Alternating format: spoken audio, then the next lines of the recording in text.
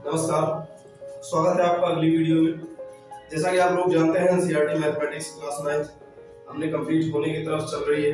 इसका हमने प्रारंभ कर दिया है, अब आगे चलती रहेगी और ये पूरी मैथमेटिक्स आपको सेम प्लेलिस्ट में मिलेगी। तो जैसा कि आपने देखा है, हमने कुछ वीडियो पहले से बना दी जो कि प्लेलिस्ट में आपको मिल जाएंगे, अवेलेबल है। तो हमने एक्सरसाइज 2.1 तक पढ़ा दिया। देखिए जो पॉलिनोमियल है, पॉलिनोमियल एक्सरसाइज 2.1 हमारा कंप्लीट हो गया था। आज हम लोग बात करेंगे उसके आगे की जो एक आपकी हेडिंग है 2.3 में जीरोस ऑफ पॉलिनोमियल। तो सबसे पहले हम बात करेंगे जीरोस ऑफ पॉलिनोमियल होते क्या है, उसके बाद हम कुछ क्वेश्चंस की बात करेंगे, एक्सरसाइज पे आएंगे और फिर उसके बाद हम इसी तरीके से आगे बढ़ते चले जाएंगे। तो देखिए हमने सबसे पहले यहाँ पे लिख रखा है जीरोस ऑफ पॉलिनोमियल। तो सबसे पहले आप जान लीजिए जीरोस होते क्या है।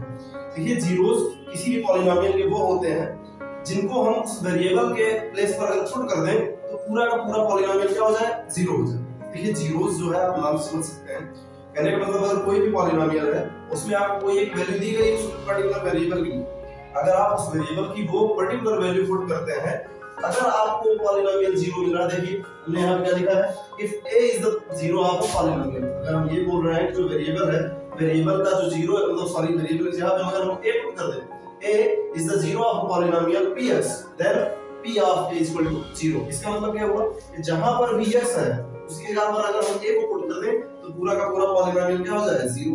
तो देखिए इस बात से आपको एक चीज और पता चल रही है कि अगर आपको ये कह रहा है कि किसी भी पॉलिनोमियल का आपको जीरो फाइंड करना है, तो सबसे अच्छी बात क्या है, आप उस पॉलिनोमियल को जो भी आपका px है, उस px को आप 0 से इक्वेट करा दीजिए, वहां से उस वेरिएबल x की जो भी वैल्यू आएगी वही आपका क्या होगा, 0।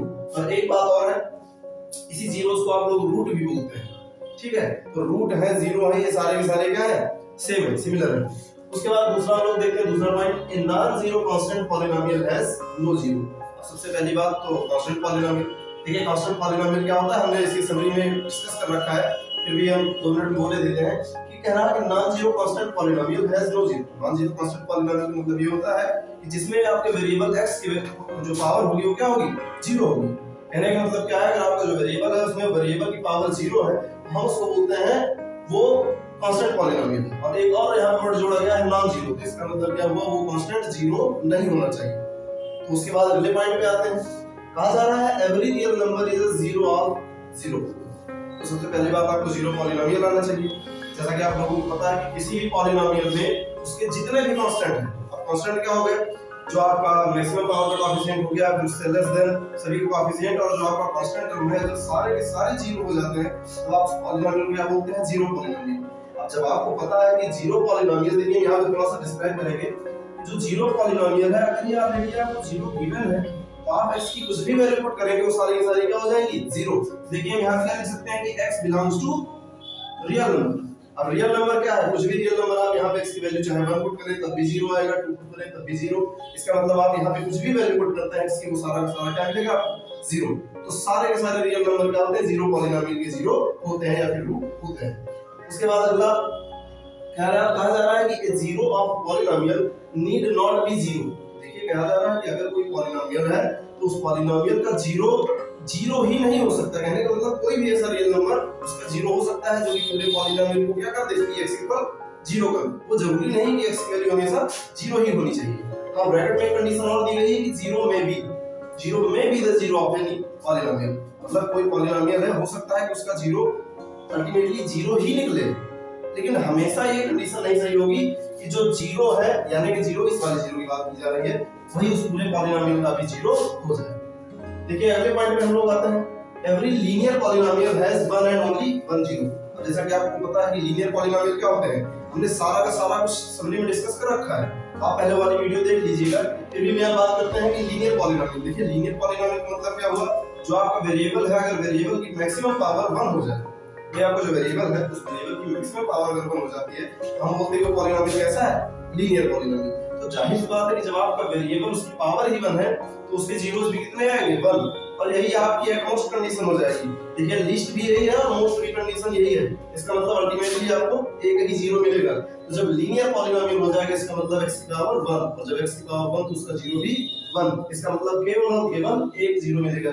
ये इफ एंड ओनली इफ की कंडीशन भी है, एक चीज ध्यान रखना, इफ में आपके पास कोई कंडीशन और हो सकती है, लेकिन इफ एंड ओनली इफ मतलब एग्जैक्ट कंडीशन यही है कि जो लीनियर है उसके पास केवल एक 0 ही पाया जाएगा। लास्ट पॉइंट हम लोग देख लेते हैं, a polynomial can have more than one zero, ये चीज आप यहीं से डिस्क्राइब कर सकते हैं।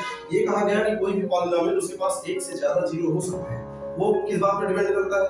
देखिए अगर कोई भी पॉलिनोमियल आपको x की पावर n में दिया गया है, इसका मतलब उसकी जो मैक्सिमम पावर कितनी है, n।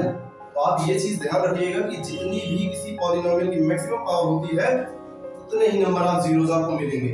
मान लीजिए कुछ ऐसा दिया हुआ है आपको कि x² - 2x, ये आपको क्या दिया है, कोई एक पॉलिनोमियल। आपको पता है कि इसके जीरोस हमको फाइंड करने होते हैं, तो हम क्या करते हैं, इसको जीरो से इक्वेट करा देते हैं। जब आप जीरो से इक्वेट कराएंगे तो कुछ लोग इसको क्या करेंगे, x² = x कर देंगे, फिर इसको ट्रांसपोज करेंगे और एक x से एक x कैंसिल करके x = 2 ले आएंगे। अब इनके हिसाब से इसका आंसर सही है, लेकिन ये आपका आंसर सही नहीं है। सही तो है लेकिन कंप्लीट नहीं है। देखिए आपको यहाँ पर x की केवल एक वैल्यू मिली 2, जबकि आपको यहाँ पर बताया उसकी मैक्सिमम पावर कितनी है, 2। इसका मतलब उसके वैल्यूज कितने आएंगे, उसके जीरोस कितने आएंगे, 2। यहाँ पे आपको सॉल्व करने का तरीका क्या है, आप क्या करें, यहाँ पे पहले x कॉमन करें, फिर x - 2 = 0 और उसके बाद इन दोनों टर्म को एक एक करके 0 से इक्वेट करा लेंगे। सबसे पहले x को कराएंगे तो x = 0, फिर x - 2 को 0 से इक्वेट कराएंगे तो x = 2। इसका मतलब क्या हो जाएगा, यहाँ पे 0 भी आएगा और 2 भी आएगा। x की दो वैल्यूज यहाँ पे पॉसिबल है। तो आज की वीडियो बस इतना ही। एक्सरसाइज पे बात करेंगे अगली वीडियो में। तब तक इस वीडियो को लाइक करें, चैनल को सब्सक्राइब करें और ज्यादा से ज्यादा अपने फ्रेंड सर्कल में शेयर करें।